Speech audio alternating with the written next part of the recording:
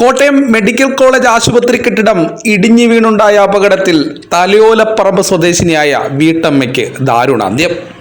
തലയോലപ്പറമ്പ് കുന്നിൽ വിശ്രുതന്റെ ഭാര്യ ഡി ബിന്ദു 52 മരിച്ചത്. വ്യാഴാഴ്ച രാവിലെ 11 മണിയോടെയായിരുന്നു അപകടം. കാലപ്പഴക്കത്താൽ തകരാറിലായ കോട്ടയം മെഡിക്കൽ കോളേജിലെ പഴയ കെട്ടിടത്തിന്റെ ശുചിമുറിയാണ് നിലം പതിച്ചത്. 3 നിലയുള്ള കെട്ടിടത്തിന്റെ മുകളിലത്തെ നിലയിൽ ശസ്ത്രക്രിയ കഴിഞ്ഞ സ്ത്രീകളാണ് കിടക്കുന്നത്. ഈ കെട്ടിടത്തിന്റെ ശുചിമുറിയിലായിരുന്നു ബിന്ദു ഉണ്ടായിരുന്നത്. കുളിക്കാനായി ബിന്ദു ശുചിമുറിയിൽ കയറിയപ്പോൾ കെട്ടിടം ഇടിഞ്ഞു വീഴുകയായിരുന്നുവെന്നാണ് വിവരം.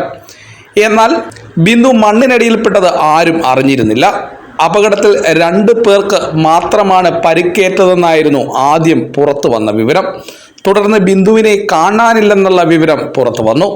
ബിന്ദു അപകടത്തിൽപ്പെട്ടിട്ടുണ്ടെന്ന സംശയം ഇതിനോടകം ഉയർന്നു. തുടർന്ന് ചാണ്ടി ഉമ്മൻ MLA നിർദ്ദേശപ്രകാരമാണ് മണ്ണ് നീക്കി പരിശോധന നടത്തിയത്. ഈ പരിശോധനയിലാണ് ബിന്ദുവിൻ്റെ മൃതദേഹം ലഭിച്ചത്.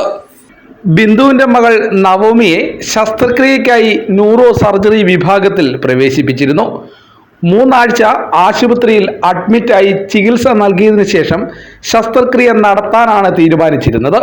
ഇതിനായി കഴിഞ്ഞ ജൂലൈ 1 വിശ്രുതനും ബിന്ദുവും മകൾ നവമിയും കോട്ടയം മെഡിക്കൽ കോളേജ് ആശുപത്രിയിൽ എത്തുന്നത്.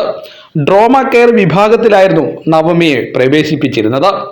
മകളുടെ ചികിത്സാർത്ഥം ആശുപത്രിയിൽ കഴിഞ്ഞിരുന്ന ബിന്ദു രാവിലെ കുളിക്കുന്നതിനായാണ് തകർന്നു വീണ 14-ാം വാർഡിന്റെ 3-ാം നിലയിലേക്ക് എത്തുന്നത്. ഈ സമയത്താണ് അപകടമുണ്ടായത്. തലയോലപ്പറമ്പ് പള്ളിക്കവല ഭാഗത്താണ് ഇവർ താമസിക്കുന്നത്. തലയോലപ്പറമ്പിലെ ഒരു വസ്ത്രവ്യാപാര സ്ഥാപനത്തിലെ ജീവനക്കാരിയാണ് ബിന്ദു. ഭർത്താവ് വിശ്രുതൻ നിർമ്മാണ തൊഴിലാളിയാണ്. ആന്ധ്ര അപ്പോളോ ഹോസ്പിറ്റലിലെ 4-ാം വർഷ BSc നഴ്സിംഗ് വിദ്യാർത്ഥിയാണ് മകൾ നവമി. എറണാകുളത്ത് സിവിൽ എഞ്ചിനീയറായി ജോലി നോക്കുകയാണ് മകൻ നവനീത്.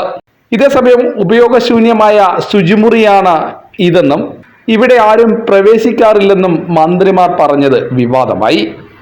തങ്ങൾ ആ ശുചിമുറിയാണ് ഉപയോഗിച്ചിരുന്നതെന്ന് കിടപ്പ് രോഗികളടക്കം വെളിപ്പെടുത്തിയത് സർക്കാരിന് തന്നെ നാണക്കേടായി മാറിയിരിക്കുകയാണ്. കൂടാതെ ദുരന്തത്തെ നിസ്സാരവൽക്കരിക്കുന്ന മറുപടിയാണ് മന്ത്രിമാർ നൽകിയതെന്ന് പ്രതിപക്ഷ പാർട്ടികളും ആരോപിച്ചു. BJPയും കോൺഗ്രസും പ്രതിഷേധ പ്രകടനം നടത്തി. വീണ ജോർജ് രാജിവെക്കണമെന്ന് ആവശ്യപ്പെട്ടായിരുന്നു പ്രതിഷേധ സമരങ്ങൾ. സംഭവത്തിൽ ജുഡീഷ്യൽ അന്വേഷണം വേണമെന്നാണ് പ്രതിപക്ഷത്തിന്റെ ആവശ്യം.